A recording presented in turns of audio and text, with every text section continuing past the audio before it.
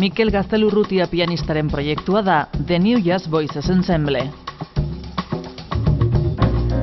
Pixkat kapritxo bat izan zen, alde batetik nahi nuen nahastea jazza eta ahotsesko, abesti batzuk, ez nire bizitzan pixkat garrantzitsuak izan ziren abesti batzuk. Jazz musikarien nahi zenez, hori proiektu batean bateratzea nahi nuen.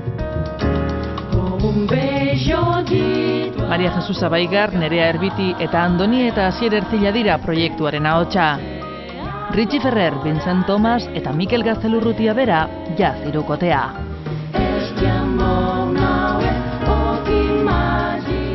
Jazzan munduan ahotsesko atal hori oraindikan jorratu gabe dago.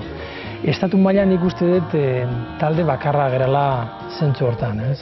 Da lan handia da, lau ahotsentzako idatzi, notaz nota eta da gero horien sanbatu taldearekin, lan polita izan da.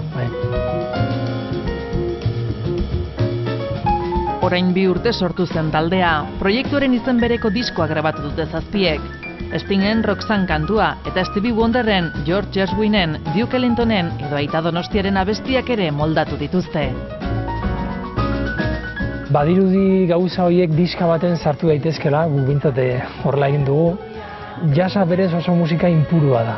Musika askotik edaten duen beste musika bat. Aita Donostiaren abesti hori gustatzen zitzaidan, piano klasikotik datorlako, melodia oso adorno asko gabe, oso euskalduna, eta orduan horregatik aukeratu nuen.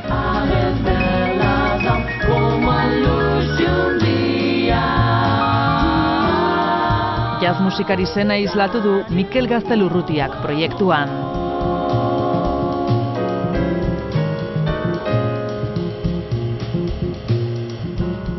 Klasikoan batez ere partitura da erregina, ez? Orduan zuk partitura hori ikasi behar duzu eta hori interpretatu behar duzu hortikan atera gabe. Eta jazzan aldiz, pixka da kontrakoa, ez? Zerbait asmatu eta horri buruz improvisatu. Da hori da gehien gustatzen zaidana, ez? Sormenezko prozesu hori. Iaz kaleratutako diskoa Donostiako jazaldiaren eszenatokian jarri dute zuzenean. Grabatu zuten Kolisiora itzuliko da aste honetan. Vibrazioak ematen dizkit eta soinu aldetikan ere oso ongi dago. Eta pentsatu nuen hemen grabatzea. Toki aproposa zela eta... Ostiralean duzita The New Jazz Voices Ensemblek Eibarko Koliseoan.